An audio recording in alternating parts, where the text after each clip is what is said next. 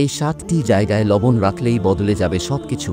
মানুষের জীবনে সৌভাগ্য, শান্তি ও সুখ সবসময় কাম্য। তবে অনেক সময় দেখা যায় ঘরে অশান্তি, আর্থিক সংকট, স্বাস্থ্য সমস্যা বা একের পর এক দুর্ভাগ্য এসে হাজির হয়। বাস্তুশাস্ত্র, প্রাচীন জ্ঞান এবং কিছু প্রাকৃতিক উপায়ে অনেকেই বিশ্বাস করেন কিছু নির্দিষ্ট নিয়ম মেনে চললে জীবনের নেতিবাচক প্রভাব অনেকটাই দূর করা যায়। এমনই একটি জিনিস হল লবণ। লবণ শুধু রান্নার উপাদান নয়, বরং নেতিবাচক শক্তি দূর করার একটি উপাদান হিসেবেও বহু বছর ধরে ব্যবহৃত হয়ে আসছে। আজ আমরা জানব এমন 7টি জায়গা বা পদ্ধতি যেখানে লবণ রাখলেই জীবনে অভাব, ঝামেলা এবং দুর্ভাগ্য অনেকটাই কেটে যাবে ইনশাআল্লাহ। 1. বাড়ির প্রবেশদ্বারে লবণ রাখুন। বাসায় ঢোকার দরজাটি হল ঘরের প্রধান প্রবেশপথ। এই স্থান দিয়ে শুধু মানুষই নয়, ভালো বা খারাপ শক্তিও প্রবেশ করতে পারে বলে বিশ্বাস। বাস্তুশাস্ত্র মতে একটি ছোট পাত্রে কিছু লবণ রেখে দরজার পাশে রাখলে বাইরের নেতিবাচক শক্তি বা বদনজোর ভিতরে প্রবেশ করতে পারে না। পদ্ধতি: একটি কাঁচের বা মাটির পাত্রে কিছু খাঁটি লবণ, যেমন সাগরের লবণ বা পাথরের লবণ। আজ আমরা জানব এমন 7টি জায়গা বা পদ্ধতি যেখানে লবণ রাখলেই জীবনে অভাব, ঝামেলা এবং দুর্ভাগ্য অনেকটাই কেটে যাবে ইনশাআল্লাহ। 1. বাড়ির প্রবেশদ্বারে লবণ রাখুন। বাসায় ঢোকার দরজাটি হল ঘরের প্রধান প্রবেশপথ। এই স্থান দিয়ে শুধু মানুষই নয়, ভালো বা খারাপ শক্তিও প্রবেশ করতে পারে বলে বিশ্বাস। বাস্তুশাস্ত্র মতে একটি ছোট পাত্রে কিছু লবণ রেখে দরজার পাশে রাখলে বাইরের নেতিবাচক শক্তি বা বদনজোর ভিতরে প্রবেশ করতে পারে না। পদ্ধতি: একটি কাঁচের বা মাটির পাত্রে কিছু খাঁটি লবণ, যেমন সাগরের লবণ বা পাথরের লবণ, রেখে দরজার এক পাশে রাখুন। প্রতি সপ্তাহে লবণ বদলে দিন। 2. ঘরের কোণায় লবণ রাখুন। ঘরের কোণাগুলোতে প্রায়ই ধুলা জমে থাকে। বাস্তুশাস্ত্র মতে এই কোণাগুলোতে নেগেটিভ এনার্জি জমা হতে পারে।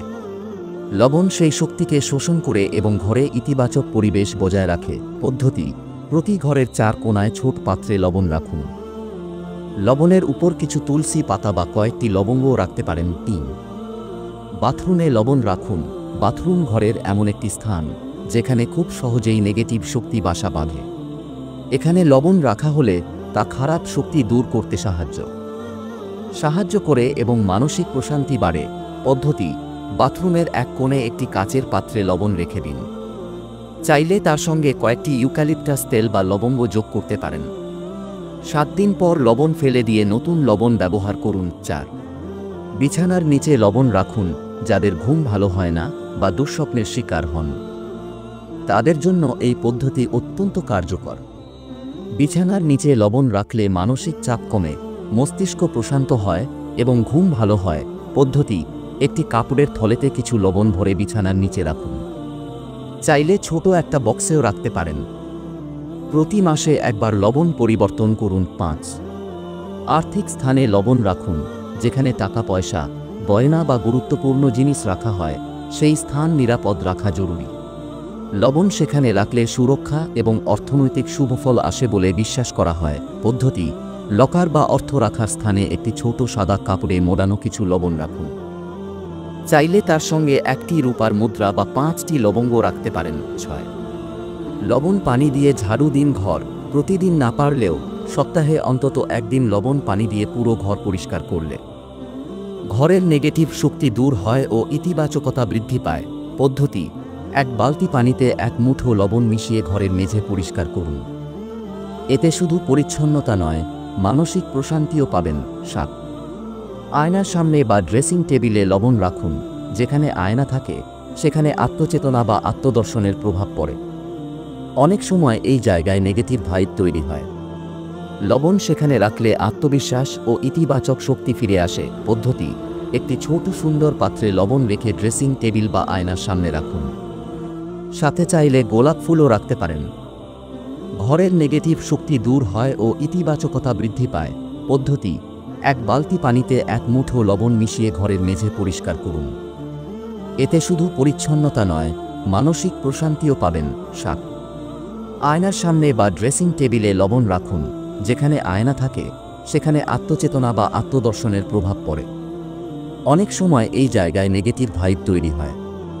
লবণ সেখানে রাখলে আত্মবিশ্বাস ও ইতিবাচক শক্তি ফিরে আসে। পদ্ধতি: একটি ছোট সুন্দর পাত্রে লবণ রেখে ড্রেসিং টেবিল বা আয়নার সামনে রাখুন।